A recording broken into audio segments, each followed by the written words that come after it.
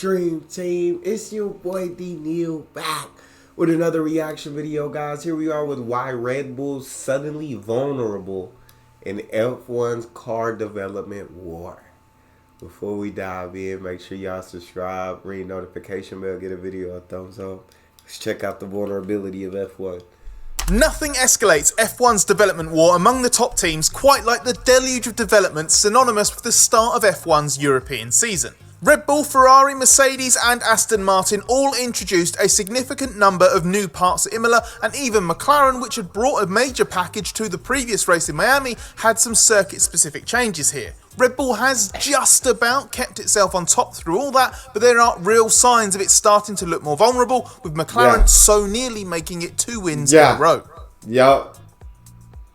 Max Verstappen and Red Bull had to recover from a difficult start to F1's Imola weekend to win, and while the result on paper looks like a return to normality after Lando Norris's win in Miami, the reality is that Red Bull is under pressure. The Red Bull RB20 that won at Imola featured upgrades to the front wing and nose as well as the floor. These are subtle changes. Red Bull technical director Pierre Vacher described the modifications as interesting, adding that the upgrade isn't as apparent from the outside. There are tweaks to the chord length of the top 2 front wing flaps to improve the downstream airflow to the leading edge of the floor, and the end plate profile modified to increase the outwash effect slightly. The floor edge detail has been modified with the spacing of the vanes slightly increased, and the more significant change is further forward, where the upper surface of the floor has been lowered to increase the airflow between the lower surface of the radiator inlet. There are also tweaks to the rear suspension fairings and brake duct vanes to generate extra downforce that's applied directly to the tyre contact patch. It's so crazy. These tiny little tweaks, tiny little changes, every tiny detail that they look at in these F1 cars, man, and developing these cars and trying to make these cars faster. Not one tiny thing gets overlooked. So, has F1's dominant force moved the goalposts yet again? It didn't look that way as the Imola weekend began, or with how it ended.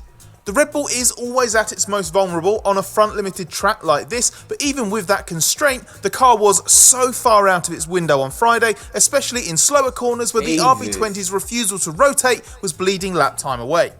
A few setup changes and more front wing improved the car on medium tyres in second practice, but it was borderline uncontrollable at the rear on the softs. A radical rethink for Saturday was needed, and gradually Red Bull managed to refine its aero balance and mechanical setup to better suit the aero upgrade and the demands of the track, which brought the car back into its window over 1 lap. But new problems became apparent in the race, as Verstappen went from being in complete control in the first stint to struggling the longer the second stint on hards went on, and it left him feeling like he was driving on ice.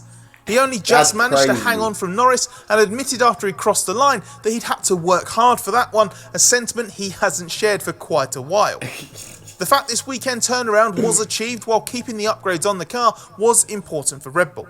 It shows they worked, and it gives the team the knowledge it needs to define its future development trajectory. That development is needed. Despite Verstappen's early 2024 domination, Vacher admitted that there is pressure to add performance. Red Bull's already been beaten twice this season. On weekends it hasn't been perfect, and this could well start to happen in normal races too, as it very nearly did here. Yeah, it's definitely some pressure going on now. Other teams are starting to put pressure on you to improve performance, to get faster, to be better. Because these cars out here, man, these cars ain't playing no more. McLaren's going crazy. Ferrari's picking it up. This is becoming an interesting season. McLaren ran Red Bull so close despite bringing little in the way of upgrades to Imola. It already introduced a comprehensive upgrade package that Zak Brown characterised as almost a B-spec in Miami that contributed to Lando Norris's breakthrough win there. The main difference at Imola was that Oscar Piastri had the full upgrade too, having only had a partial update in Miami. McLaren did bring a couple of circuit-specific upgrades, namely a modified rear wing creating more aerodynamic load with tweaks to the underside and end plate area, and a new beam wing for an overall assembly that added up to an efficient downforce increase. That in itself is significant because last year McLaren struggled to bring track-specific rear wings as it was too focused on much bigger overall car packages. Despite being confident in how well the upgrade worked in Miami, which was confirmed by aero tests in FP1 at Imola, team principal Andrea Stella admitted he was surprised by how close McLaren was to Red Bull on pace. The upgrades actually Yeah. giving an extra premium in terms of lap time gain thanks to intangibles such as improved driver confidence that couldn't be predicted in simulation. In the race, Norris only really briefly had to fend off pressure from the lead Ferrari of Charles Leclerc, and in the final quarter of the Grand Prix he was extremely quick, slashing Verstappen's advantage and, Norris reckons, coming within a lap or two of winning. McLaren's clearly evolved into more of a Red Bull threat. Yeah, 1 or 2 more laps and he probably would have. I mean, just based off the car, I mean, it was just that pace was quicker than Max. And then Max said he feel like he's driving on ice. Max really did have to push that car this limit to keep that lead in that race. Max had to pull out all his tricks and drive a perfect race there at the end. And can challenge it on tracks that suit its car's characteristics with plenty of medium and high speed corners. Where big improvements still need to be made is in slow, long duration corners, an Achilles heel the team believes can't be cured completely for another year or so at least. A Ferrari with a lot of new parts on it was third best behind Red Bull and McLaren and faded despite Leclerc briefly pressuring Norris in this race. So why did the upgraded Ferrari prove insufficient? Well, the package had been slightly oversold. There was a lot of noise online from Italian media and Ferrari fans that dubbed the car the SF24 Evo and the SF24 2.0, with claims it would gain several tenths of a second. Team principal Fred Vasseur certainly never expected the first major upgrade of the season to be such a game changer, even though it impacted the whole car from front to back. Minor changes were made to the front wing flaps as well as the rear wing, while the most significant change is to the reshaped main sidepod inlet, going to the Red Bull-led overbite style. Ferrari has now joined the vertical inlet to that to make it part of the sidepod cooling, to improve the airflow through the undercut on the front corner of the sidepod. Above this, the S-duct outlet has been removed and replaced with a vane, and the cooling exit at the back of the engine cover has been moved forward and made larger. The sidepod features a dramatic ski ramp that gets flowed down into the central part of the diffuser and improves the effectiveness of the coke bottle area.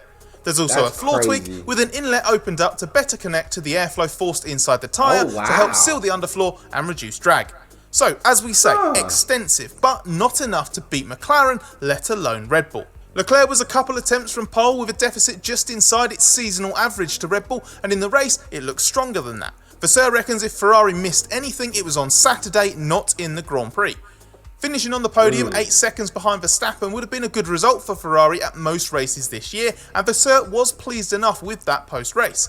But it sounds like Ferrari's got some work to do to refine its car setup to maximise its performance through the weekend, as that was being talked about even before the upgrade hit the track properly. Leclerc also suggested Imola is a difficult track to judge because of the importance of curb riding. The likelihood is that with Red Bull still improving its own car and McLaren's massive upgrade proving more valuable at Imola, a good but not seismic Ferrari gain simply means it remains right in the mix. Carlos Sainz was admittedly less enthusiastic. He looked a step off Leclerc all weekend and got beaten by Piastri's McLaren in the race, which he said was a struggle plagued by inconsistencies in the car's air performance as well as some battery issues. Yeah, I don't know. Ferrari, it looked like Ferrari was going to be the one that came in second. And I think it's still going to be a battle because Ferrari's driving incredibly this year. Between Ferrari and McLaren for that second spot. But at first it was looking clear. McLaren was going to dominate that second spot. And now you don't know who's going to come in second. And I'm assuming Red Bull's still coming in first. But God dang it, the pressure's on. It ain't going to be smooth sailing like it was last year. Like pure domination like it was last year. At least that's what it looks like. Still think Red Bull's going to win. Still think Max is going to win first place. But it might be a little more difficult than last year. Mercedes still isn't a factor at the front in F1, but made more gains after introducing minor modifications to the floor fences and body at Imola, along with circuit-specific improvements to the rear wing, beam wing and front brake duct internal ducting. A solid Imola weekend, which ended with an unspectacular but decent run to 6th and 7th in the race, means Mercedes has moved ahead of Aston Martin in our Super Times averages to become the 4th fastest car of the season. Hip hip hooray.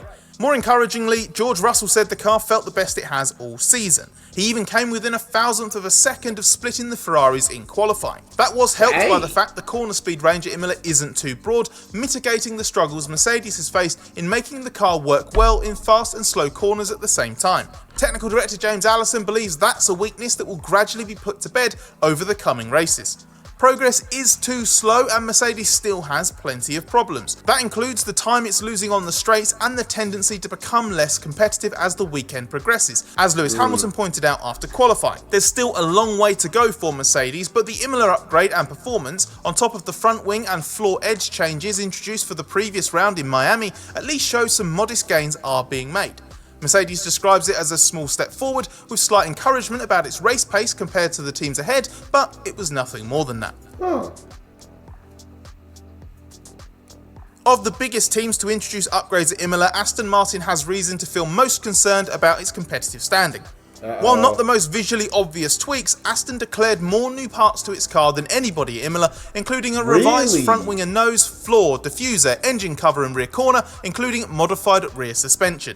It began the season fighting with Mercedes to be the fourth fastest team, with Fernando Alonso even sometimes scalping struggling cars from that top 3 group in qualifying. But a difficult Miami weekend has continued into Imola despite that extensive upgrade. Aston was at the bottom of the top 10 throughout practice and qualifying was a disaster. Alonso out in Q1 and Lance Stroll only 13th, slower than Esteban Ocon's Alpine. The tone of Stroll's post-qualifying media briefing suggested that Aston Martin's upgrade hadn't fundamentally shifted the balance of the car into an undrivable window, as happened at Austin and Mexico towards the end of 2023, but simply haven't added enough extra aerodynamic load to the car compared to the other teams. Stroll said everything was working, but it just wasn't good enough. And Alonso wasn't. It's gotta be faster. Everything good, but gotta be better. Gotta be faster.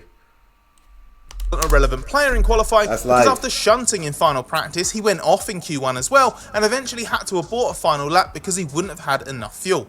Alonso then had to start the race from the pit lane after Aston Martin decided to make various setup changes in Parc Ferme.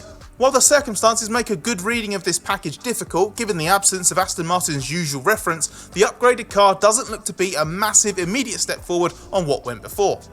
Aston Martin Performance Director Tom McCulloch said this was a track the team thought might be difficult anyway, and that was compounded by not being on our A-game on Saturday. Stroll did drive well in the race to claw his way into the points, but even that just re-established Aston Martin back ahead of the midfield cars it's been beating this season anyway.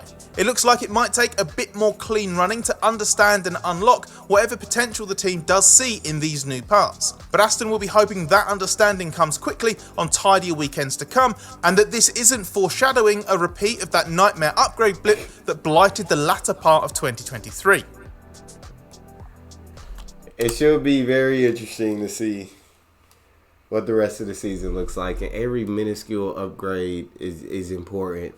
Every tiny detail is never overlooked in Formula One, and they're always trying to push the cars to get faster, better, more performance, easier to handle. They're always doing everything that they can. That's why this is so amazing. That's all we got. Make sure y'all subscribe, ring notification bell, give the video a thumbs up. It's your boy Neal, out.